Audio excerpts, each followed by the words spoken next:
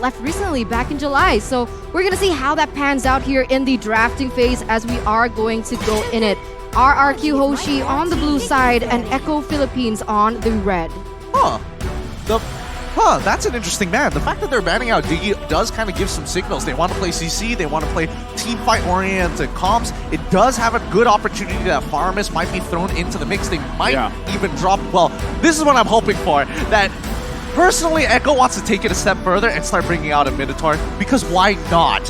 You think Minotaur? I was going to say, I'm thinking Atlas. That too, Who...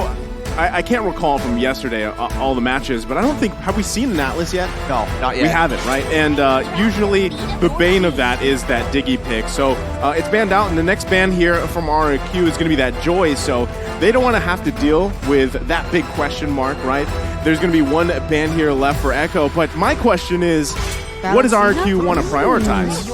I was thinking the Valentina was going to be taken out, but Echo, they don't want any counter. I mean, they hate glue too. Glue is a little disgusting at this point, right? I would agree. Really good CC, and he also has really good cooldowns, and he can basically not have to recall because of that skill 1.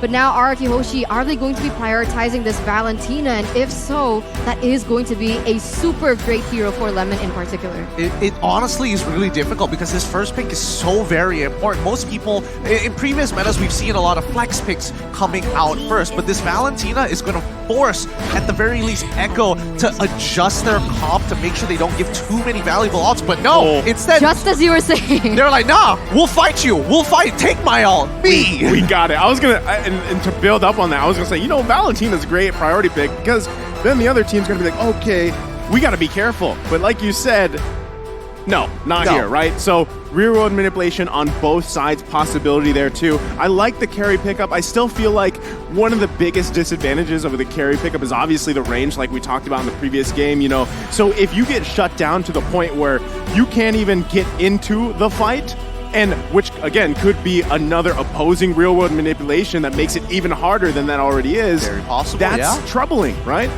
Of course, and I think, you know, at this stage, now that you see Eve, do you want to pick up Suppressed? Yes, they do. Both Claude and as well as the Kaja, really smart options here coming up from RRQ. Kaja, at the very least, can lock down a good, can lock down anybody, but more importantly, can stop the box, the real-world manipulation coming out of Eve. And obviously, you gotta have a Claude. I mean, Skylar, he's gonna be cracked at it. That's the question that I was thinking, because it's either the Kaja or the Franco.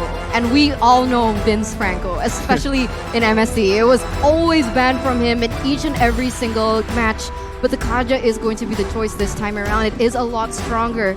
But now we're going to see here, coming in from Echo, the next pick, Fredrin. So they want to secure a really good flex pick as well. Not really sure just yet where this Fredrin is going to go. Yeah, so far, based on what we've seen in the pattern of day 1 and day 2, most Fredrins do go into the jungle just so that you can have your presence and at the very least be the shield for the rest of your team. But I think Echo, the fact that they're banning out the Lapu Lapu, they want to protect their backline as much as they can to ensure that nobody really gets in too deep on this carry.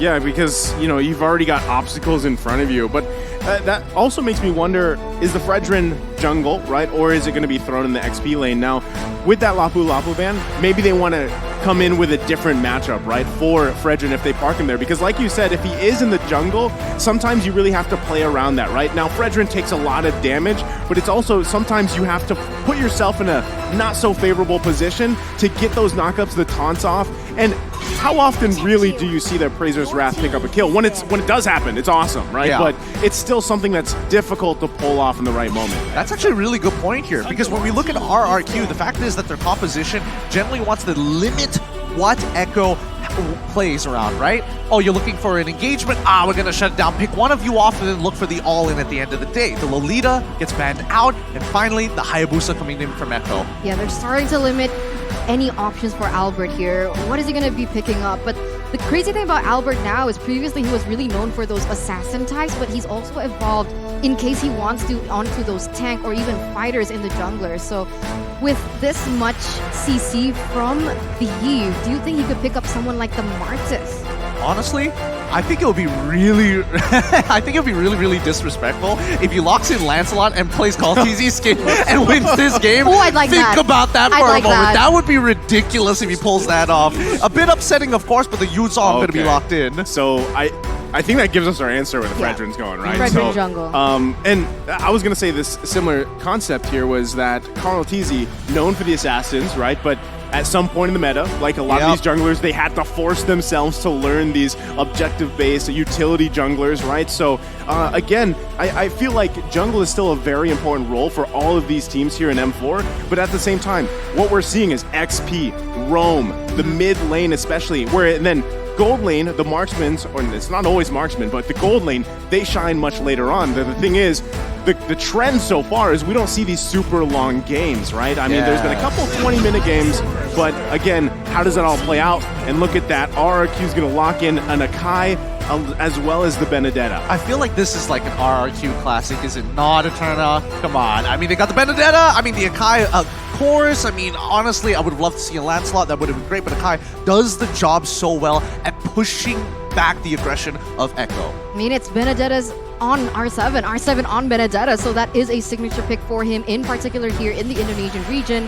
And now, what is Echo gonna, sum this up with? Because I really like that Yuzong pick initially, taking it away from RRQ to choose because they had a really strong backline in that heave.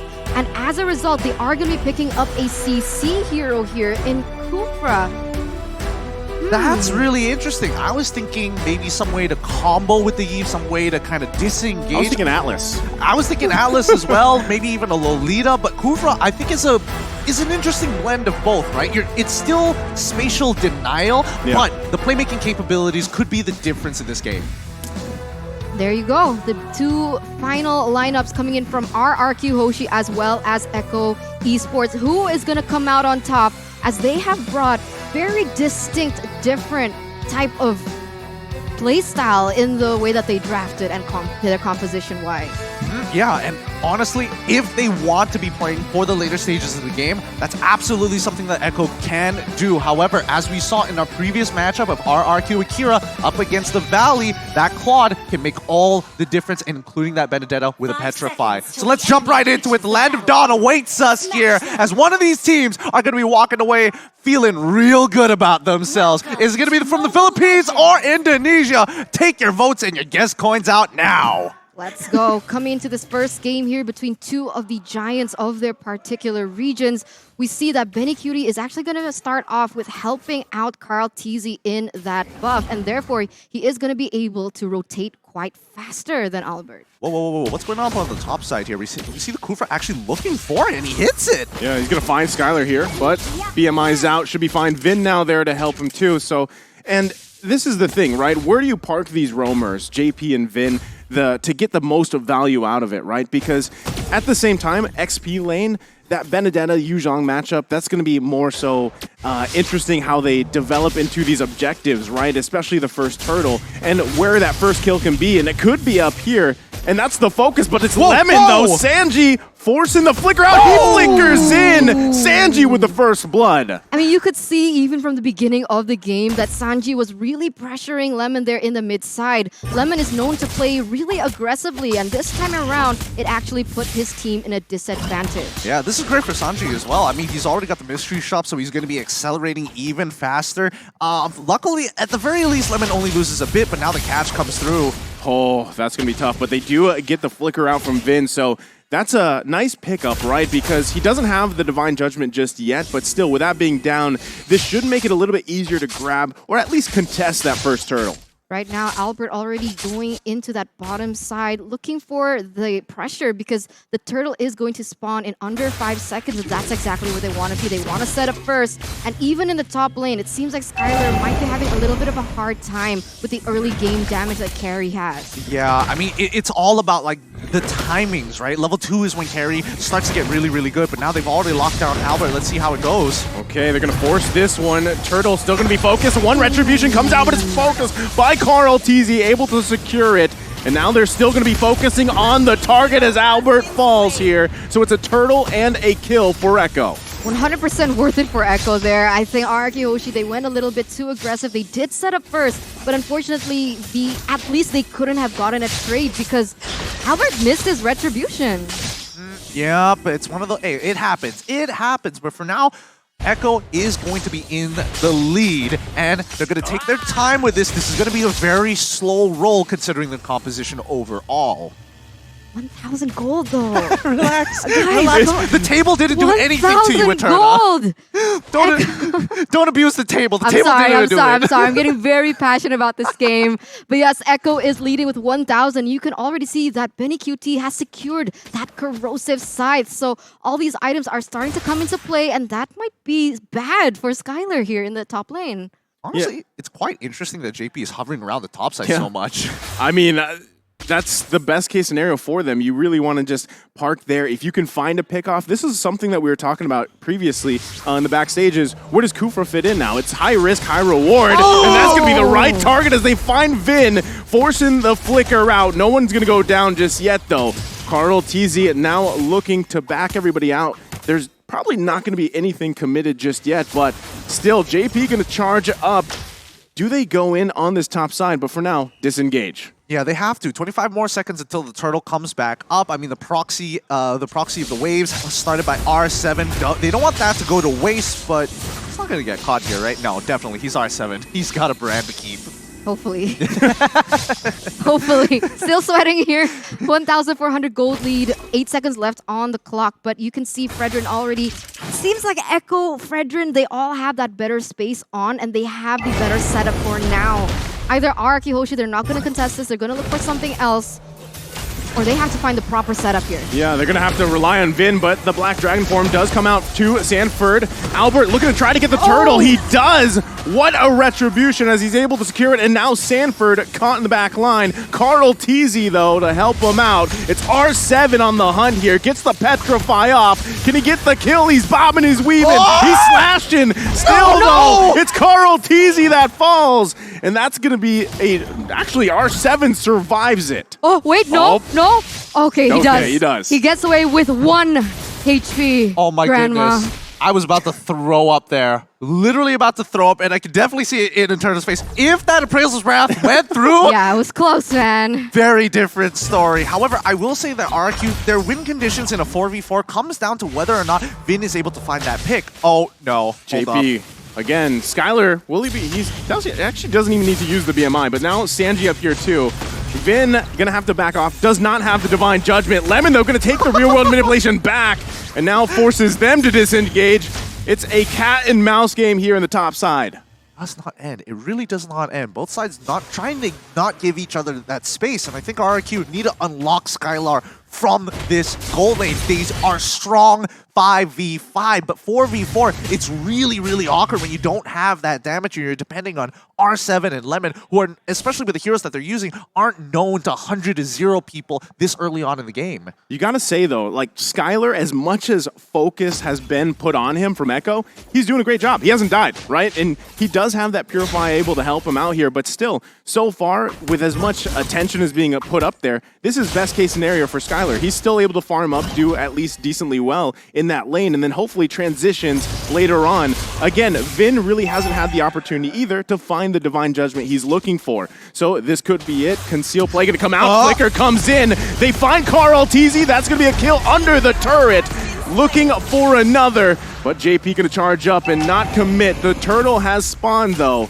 So now does RRQ look to take the turtle here with Carl TZ down. Doesn't seem like they want to. They have a man advantage though, so it should favor them in particular. But look at Benny Cutie. He is so focused on those objectives. He's gonna get a tower in the top side. But oh my god, Albert! They're gonna find Albert here. Quite a few combinations coming out. Albert gonna fall, but look at the damage from the Electo final blow. R7 gets Sanford. It's Skylar that grabs the kill.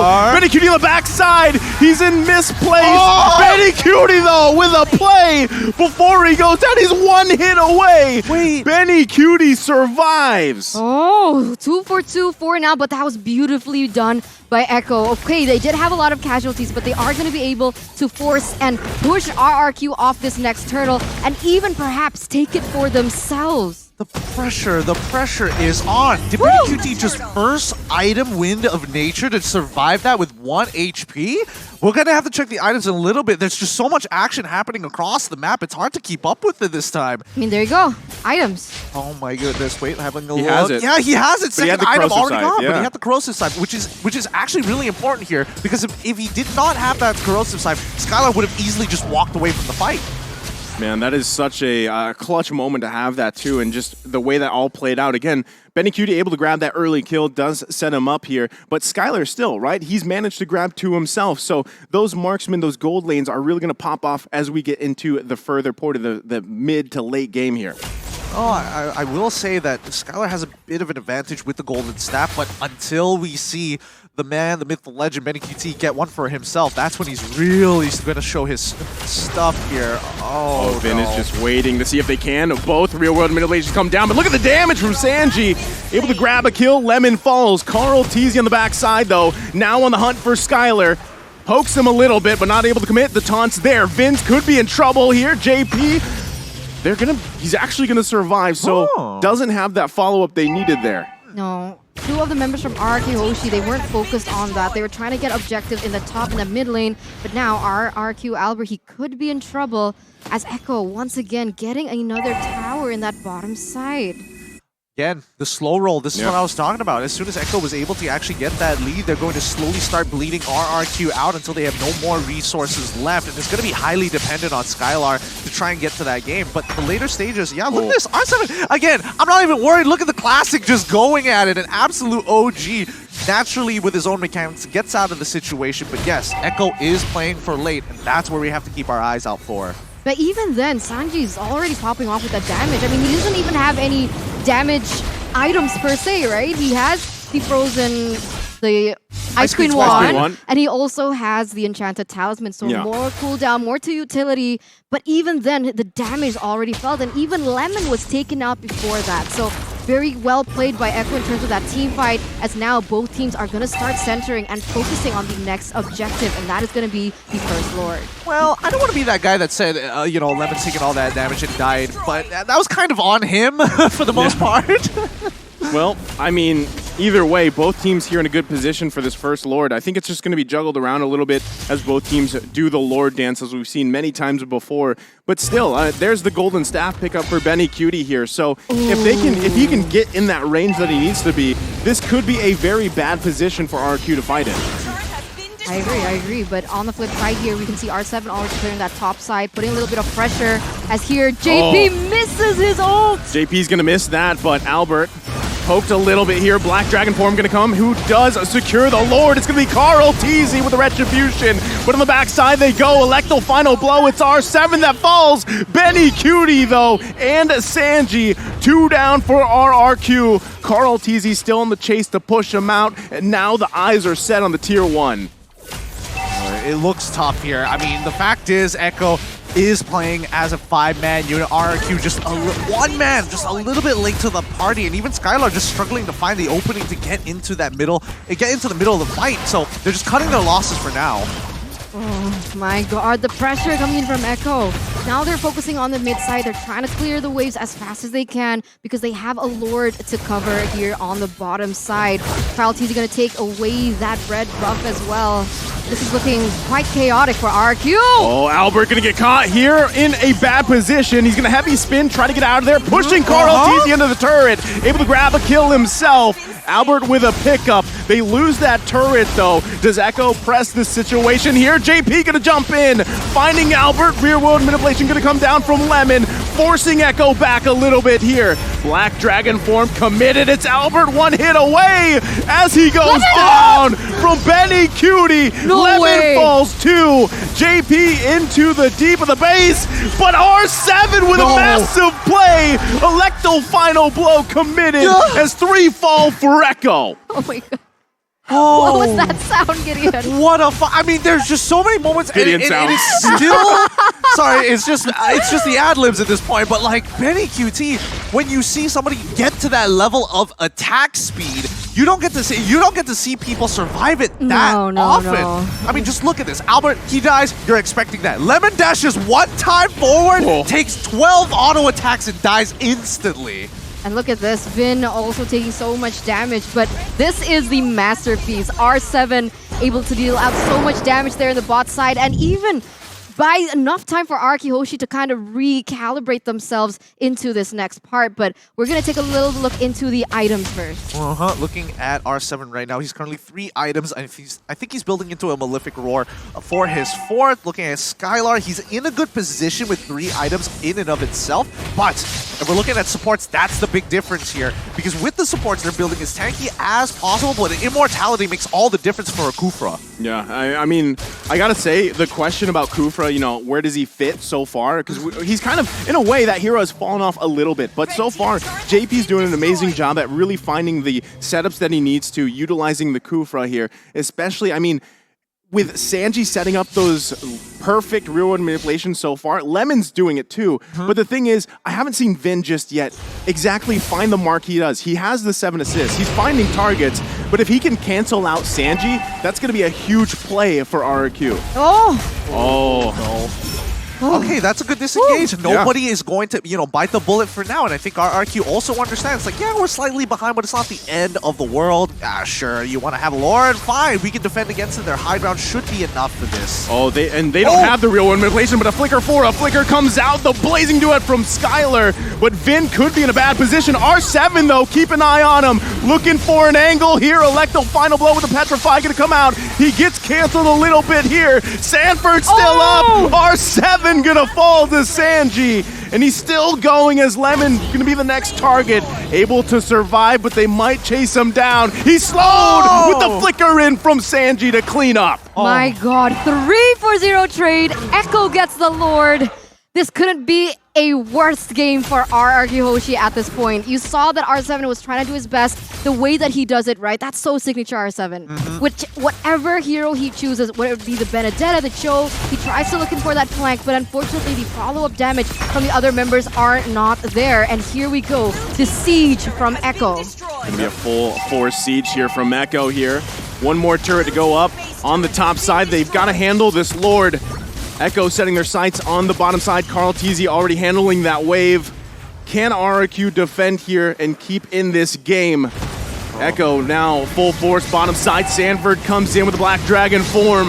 RRQ looking for any angle, but Echo calls the back signal. Value. Just cash money all the way through. They've gotten a 7.7k lead for themselves. They don't need to go any further. No Lord empowered minions, no Lord in and no Lord as well. So they just back off. They don't need to do any more than this. They know that they're getting really close to the end game. Oh my god. Well, they're going to focus on R7. I don't think he was expecting that death bush either. Oh, that's so cheesy. It always works. It works every single time. Everybody forgets about the bottom and top rush, and this time R7 has to pay the price. Right now, when we're talking about this Kufra, there is, I mean, in previous metas we have seen Kufra play into the Kaja because it doesn't allow Kaja to get away after the Divine Judgment. Oh man, Echo looking to end the game here as both real-world manipulations come down across from each other. Lemon and Sanji, still no commitment yet on that crystal from Echo. Anybody else getting bombing run vibes just to be like, just to show dominance? It's like, yeah, I can mess with you too. I can tap faster. Man, 8,000 gold lead for Echo up until this point, and the damage dealt is mostly coming in from Sanji. So that's why I love the Give in this current meta. I love it because you don't have to build too much damage. You can build for utility. You can build something like the Brute Force Breastplate, but still have as much damage as all the other members. Well, I mean, it depends on the person. I'm more of a Farsa kind of guy. Oh, Yeah, okay. I like both, but you know, Gord number one. But going back to it, did you see the discrepancy on the damage dealt? Right, you typically when you see that Valentina picked up against a Eve, you kind of expect them to be in the same ballpark, but it was a huge difference. And that's just the fact that Lemon hasn't been able to get in range to even take that ultimate or use it the way he wants to. And that is also a big part because of the fact that they have Sanford, right? Yeah. That was the problem. They picked up Sanford, so even if the Valentina wanted to take the real-world manipulation, it could be a little bit more difficult because of the damage input that he's taking from Sanford himself. And on that note as well, that's the thing about Lemon, dude. That's what caught me a little bit surprised because Lemon's great when he gets it. He's like a double-edged sword for RRQ. When he plays great, he plays great. But if not, look at his KDA. Look. 0.55. everybody has their day, right? Knowing Lemon and seeing his career over many, many seasons and many, many M series. Oh god, R7's dead. Man, R7 gonna just be deleted once again. Death Bush, but this time in the mid lane. Sanford forcing everybody back. The Black Dragon form, and just like that, Echo grabs himself another Lord. Oh, that's so brutal. This Kufra is just getting so much more value than I was expecting. I feel like now is the time to respect the Kufra. Prior to this, they should have absolutely disrespected JP. Like, what was he really going to do? And the fact that they did have R7 on Benedetta, maybe they could have made some play towards the mid lane like Takashi did against the Valley. So that's what I'm hoping to see. But right now, Echo, they've got all the marbles in their court, and they're just going to slowly lob them down one by one until this crystal breaks. Look at JP charging up once again. Not going to commit to that, though. Lord here in the middle lane of the base of RRQ. They're going to set it up. Lemon with the real-world manipulation. JP going to go in, finds a couple targets, but has to get out of dodge as well. It's Albert taking the brunt of damage. It's R7 that falls again, though.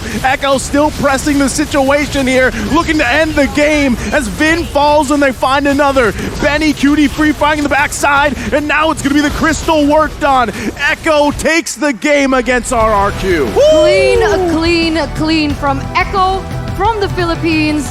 That was so beautiful to watch at the end. The damage coming in from that carry was just so terrifying. It was disgusting at that point. It is. You can literally see the light wheels just overlapping each other because there's so many auto attacks. Sometimes there's two in one. You never really know. But don't worry, RRQ fans. One loss doesn't mean the end of the world. Nobody gets knocked out. Don't worry, Eterna. No one's getting knocked out. if you heard the fist bump on the table, that was Eterna. I'm stressing in my seat, but I gotta say that was a really well done performance by Echo. I don't know why you're looking at me in the eyes. It was great, nice move. Hey man, I always support the winning team. I was gonna say the safest guy over there, Gideon, but still, again, going back to this, I think JP did an outstanding job, right? He really because did. JP or Yawi, whichever is going to be playing. And there's still more room for switch-ups too, right? As the tournament goes on. Again, the big question mark was how is Kufra? And I feel like we got our answer. Just like the previous series, we got somewhat of an answer for Joy at least. For sure. I think, Kufra in this particular case, there were moments where I thought, okay, Kufra is able to do multiple things at a time, but the question is how do you distribute your resources across the map? And I think, JP sticking around and making sure that Skylar had an uncomfortable time really struck a nerve with RRQ. And Skylar is just frustratingly not entirely sure whether he can commit onto Sanford sometimes when the dive initiates. It's okay, Eterna. She's still recovering. I mean, Sanji too, right? Sanji, the early kill that he got, the way that he plays that Eve, it's just, man. I have a question though. I was curious, right? Because in the drafting phase, RRQ banned Cho first in the first phase. Yeah. And I thought that would be great if he was going against Yawi in that roamer position because Yawi's really known for his Cho. But even without Yawi, is JP like a Cho player as well? Or what's going on? Because I don't know much about JP. The whole Philippines is a Cho player. I mean, interesting. They love their TikTok point. Cho plays, and it's there. I feel like any avid fan of Mobile Legends Bang Bang can. Usually, they when they want that tricky, flashy hero, Cho's one of them. He's on the top of the list. Yeah, because somebody played Cho yesterday and didn't really do good. Yeah. Well, to each their own. I personally feel that at the end of the day, the draft really made a huge difference here. And I think, RRQ, with the performance just now, the only thing that could have really been done a little bit better is the utilization of Valentina. There were other options than just the real-world manipulation. Yes, it's the biggest bang for buck, but maybe consider going for, I don't know, Kufra's Tyrant's Revenge. That might have been the game changer here for RRQ. And it's confusing because Lemon is usually very sharp with those because I've seen time and time again where he uses the perfect ultimate in the perfect moment, but I honestly didn't really see that. So is Lemon shaky? Is he nervous? Not really sure what's going on. Just one thing to add to that. I think it was the Bush play. They did such a good job at taking away that vision for Lemon to actually get those ultimates. Interesting. I think it's really tough here. No matter what, nobody can really face check. And even so, I think Echo played a lot better when it came down, because a lot of the fights just came down to how many people do you have? 5 people compared to 4 people. 5 people compared to 4 people. Every single time. RRQ, whenever they won, they had 5 people. And again, they're banking a lot on Skylar right now, but the lack of damage from their overall team composition makes it very frustrating because Echo, again, a lot of bruisers, a lot of real ways to slowly cut down your opponents. Huh. That's exactly what you think it is. Yeah. What? It's called Please greed. explain. It's one of those cheat codes called greed is good, and then you I know it. just popping off the queen. Honestly, when you have Queen's Wings at this stage of the game, it's like you're top tier. You know that you're not going to die, and nothing really threatens you at this stage of the game. Well, that's what I'm saying. Like, if you're in the mindset of Benny Cutie here, you're so well protected. Oh, you know, yeah. why not go in that way, right? Because again, when you have Carl Tizzy on that Fredrin, you had JP just all over the place, and then Sanford causing havoc with the Black Dragon form. Sometimes it was disengaged, sometimes it was to engage. It worked out so well for them to allow Benny Cutie to play like that. Now, coming down into the damage charts here, right? In terms of team fights, I mean, Vin was part of every single one of them, but Sanji makes his life so very difficult because even if he catches anybody else other than Sanji, Sanji punishes him. Not only that, you have the Kufra. Every time you land the Divine Judgment on the Fredrin to stop him from retribution, bam, bouncing ball, can't pull him back into his own team. He's stuck dead in the water every single time. He missed once. He missed once.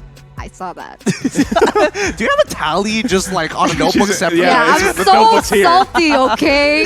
JB, you missed.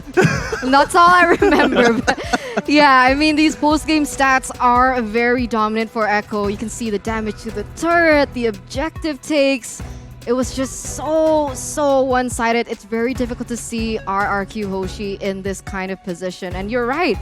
They really relied on Vin for that initiation, but he just couldn't get it properly. Even if there was any follow-up, they had to be aware if JP had his ultimate or not.